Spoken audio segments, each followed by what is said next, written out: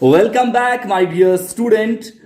Trick corner की ये video science के फील्ड में आई थिंक पहली बार दिया जा रहा होगा और मैंने दो टैगलाइन यहां पे लिखा है, सबसे आसान, अ वे टू अचीव सक्सेस, यानी सफलता का एक मार्ग। होल चैप्टर जो आपने कई दिनों में जबरदस्त मेहनत करके एक एक घंटा आपने पढ़ा है, उसको सिर्फ और सिर्फ 10 to 15 मिनट्स के अंदर में आपको पूरा दे देने वाला हूं। इससे ऊपर इंशाल्लाह उम्मीद करते हैं कि नहीं जाएगा। होल चैप्टर, इसमें कोई टॉपिक भी मैं नहीं छोड़ रहा हूं, पूरा पूरा आपको दिया जाएगा। देखिए, सबसे पहले मैंने यहां पे आपको एक हेडिंग दे दिया है, whole chapter sum up, trick corner, और चैप्टर का नाम है रासायनिक अभिक्रिया, दैट मीन केमिकल रिएक्शन। ठीक है जी। जैसा कि आपको मैंने सबसे पहले, आप नोट्स को अगर सामने में हो तो आपको याद होगा, न भी हो तो आपको याद होगा कि सबसे पहले मैंने रासायनिक अभिक्रिया के बारे में बताया था। मैंने क्या बताया था कि जब कोई एक पदार्थ किसी दूसरे पदार्थ से अभिक्रिया करता है तो न्यू मटेरियल देता है। ठीक है जी। जैसे कि कार्बन पहला पदार्थ, अगर दूसरा पदार्थ ऑक्सीजन है तो न्यू मटेरियल हमारा हो गया कार्बन डाइऑक्साइड। उसके बाद सीधा सीधा हम आते हैं कुछ और एग्जाम्पल पर, जैसे मीथेन गैस की उत्पत्ति को हम देख लेते हैं। CH3COONA को NaOH से अगर रिएक्शन करवाते हैं तो Na2Cl3 और फाइनली CH3, यानी कि हमें मीथेन प्राप्त हो जाता है। ठीक है जी। अब जो मैंने इसको ऐसे लिखा अंक में, लेटर में, इसे हम कहेंगे केमिकल इक्वेशन। ठीक है। इसी को अगर हम ऐसे लेटर में लिख देंगे, दैट मीन हम शब्द में लिख देंगे, तो अब इसे कहेंगे शब्द समीकरण या फिर वर्ड इक्वेशन। ठीक है जी।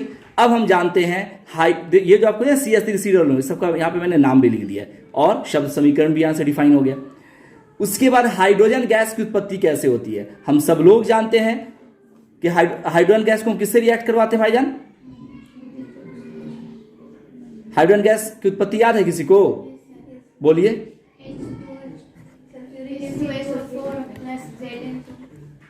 Zn2 ZnSO4। एक आदमी बोलिए, कोई बोलिए। रिएक्ट कराएंगे दोनों को। किसको? H2SO4 प्लस Zn को रिएक्ट कराने के बाद ZnSO4 और प्लस H2 मिल जाएगा। इज इक्वल टू या फिर एरो मार्क क्या लिखे हैं यहां? ZnSO4 प्लस H2 जो कि रिलीज हो जाएगा। देखिए यहां ये तो बहुत आप लोग टफ प्रोसेस में चले गए, इसका आसान भी था। बहरहाल ये सही है। Zn रिएक्शन कर लेगा SO4 के साथ और ये हाइड्रोजन जो है मुक्त अवस्था में रिलीज हो जाएगा इन्वायरमेंट में। उसके बाद मैग्नीशियम की अभिक्रिया, अगर ऑक्सीजन की हम बात करें तो Mg+O2 और MgO यानी कि मैग्नीशियम ऑक्साइड आपको प्राप्त हो जाएगा। ये सब क्या है? ये सब हमारा केमिकल रिएक्शन है और ये सब आपको हेडिंग में आते 2-2 नंबर में आता है कि हाइड्रोजन गैस की उत्पत्ति कैसे होती है, मैग्नीशियम की अभिक्रिया ऑक्सीजन के साथ कैसे होता है, वो भी आपको पता चल गया।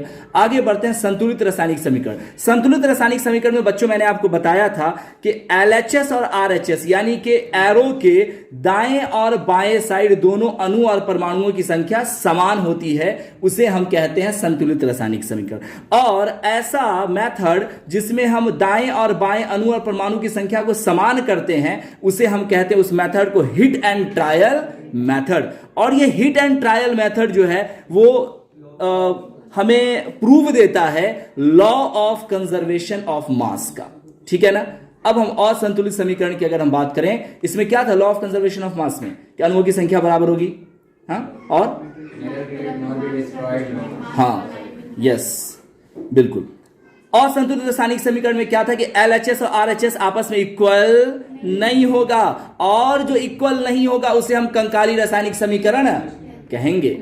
अब यहां से टाइप की बात कर लेते हैं हम लोग। संयोजन अभिक्रिया। संयोजन अभिक्रिया में क्या था कि जब कोई दो अभिकारक आपस में मिलते हैं तो कोई एक प्रोडक्ट हमें प्रोड्यूस देते हैं, जैसे कि C+O2 मिलके CO2 बनाता है। वियोजन अभिक्रिया में यह था कि कोई एक तत्व या एक यौगिक आपस में टूटकर दो या दो से ज्यादा एलिमेंट्स को क्रिएट करते हैं। जैसे CO CO3 पे जब हीट दिया जाता है तो CO और CO2 में कन्वर्ट हो जाता है। विस्थापन अभिक्रिया की हम बात करें तो इसमें यह था कि किसी यौगिक से तत्वों को पृथक करने की प्रक्रिया को हम विस्थापन अभिक्रिया कहते हैं। जैसे MgCuSO4, CuSO4 में से मैंने क्या किया कि Cu को एक्सट्रैक्ट कर दिया, दैट मीन पृथक कर दिया यानी अलग कर दिया, तो यह हमारा विस्थापन अभिक्रिया कहलाएगा। उसी तरह से हम बात करें द्विविस्थापन अभिक्रिया, तो द्विविस्थापन अभिक्रिया में यह था कि एलिमेंट के एक्सचेंज को हम द्विविस्थापन अभिक्रिया कहते हैं। जैसे HCl में भी एलिमेंट का एक्सचेंज होगा और NaOH में भी एलिमेंट का एक्सचेंज होगा, तभी तो द्विविस्थापन यानी कि डबल डिस्प्लेसमेंट होगा।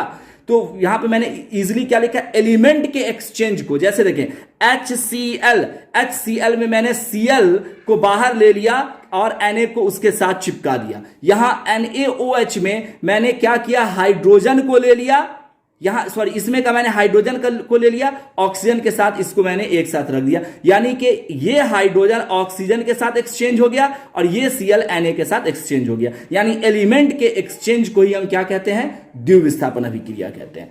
उसके बाद उपचयन अभिक्रिया के बारे में मैंने आपको बताया था, ऑक्सीजन का जुड़ना ही यानी कि +O2 अगर हो गया तो समझ जाए कि उपचयन यानी कि ऑक्सीडेशन रिएक्शन है। जैसे C+O2 में क्या हुआ कि कार्बन में ऑक्सीजन जुड़ गया, Mg+O2 यानी कि मैग्नीशियम में ऑक्सीजन जुड़ गया, तो ये हमारा ऑक्सीजन का जुड़ना है यानी उपचयन यानी ऑक्सीडेशन। वही हम बात करें अपचयन अभिक्रिया, दैट मीन रिडक्शन, तो यहां पे ऑक्सीजन का रिड्यूस या ह्रास होना, ह्रास होने का मतलब कि उसमें कमी आ जाना। जैसे CuO+H2 में क्या होगा कि कॉपर में का ऑक्सीजन ह्रास हो जाएगा यानी कि खत्म हो जाएगा, नष्ट हो जाएगा, कम हो जाएगा। जैसा कि आप यहां देख सकते हैं, ये आपको इसमें से निकलकर हाइड्रोजन के साथ जाके ऐड हो गया, यानी कि ये रिड्यूस हो गया। समझ में, रिड्यूस का मतलब ह्रास होना। उसी तरह से redox reaction, oxidation plus reduction, यानी इसको और इसको आपस में जोड़ देते हैं तो हमें क्या मिल जाता है, रेडॉक्स रिएक्शन मिल जाता है। उसके बाद मैंने संक्षारण के बारे में बताया था, जंग का लगना, जंग का लगना ही संक्षारण यानी कि कोरोजन कहलाता है, यानी कि कोरॉड होना ही किसी मेटल का कोरोजन कहलाता है। जैसे कि लोहे पर, Fe क्या है, लोहा है, इस पर जब नम वायु यानी कि नम वायु कहे तो मॉइस्चर एयर की जब लेप आ जाती है तो उसके ऊपर से फेरस ऑक्साइड यानी कि आयरन ऑक्साइड की परत जम जाती है, जिसे हम कहते हैं कि वो जंग लग गया है। ठीक है, और ये कुछ एग्जांपल मैं आपको इसमें बताऊंगा। जैसे जस्तीकरण या यशद लेपन की बात करें, दैट मीन गैल्वेनाइजेशन। गैल्वेनाइजेशन का मतलब ये होता है, लोहा में जैसे यहां पे जंग लग गया ना, तो अब ये जंग ना लगे, इसको सुरक्षा प्रदान करने की जो प्रक्रिया है उसे ही हम कहते हैं गैल्वेनाइजेशन। जैसे कि हम पेंटिंग के जरिए उसको कर सकते हैं, ग्रीसिंग लगा के यानी कि तेल लगा के कर सकते हैं वगैरह। उसके बाद एनोडीकरण यानी एनोडाइजेशन, एल्यूमिनियम में जंग ना लगे इसके लिए जो प्रोसेस होता है उसे हम एनोडीकरण कहते हैं। विकृत गंधिता का मतलब होता है कि जो पदार्थ जो खराब होने की जो घटना होती है उसे हम विकृत गंधिता, दैट मीन इसका इंग्लिश क्या था, रैंसिडिटी। बिल्कुल सही बोल रहे हैं आप, रैंसिडिटी। रैंसिडिटी यानी कि खाद्य पदार्थों के खराब होने की घटना को विकृत गंधिता यानी रैंसिडिटी कहते हैं। अब ये ना हो इसके लिए हमें सुरक्षा प्रदान करनी होगी, दैट मीन सेफ्टी। हम उसमें एंटीऑक्सीडेंट मिला सकते हैं या फिर N2 गैस मिला सकते हैं। आई बात समझ में? एक्चुअली में एंटीऑक्सीडेंट का ही एक प्रकार है, वही मैंने लिखा कि एंटीऑक्सीडेंट ऐड करके, जैसे कि N2 गैस।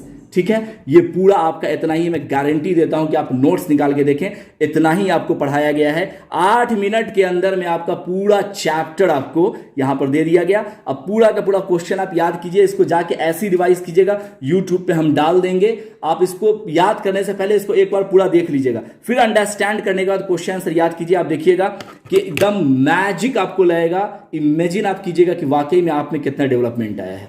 चलो आज के लिए इतना ही, मिलते हैं फिर नेक्स्ट क्लास में। कुछ पूछना है इसमें? Thank you.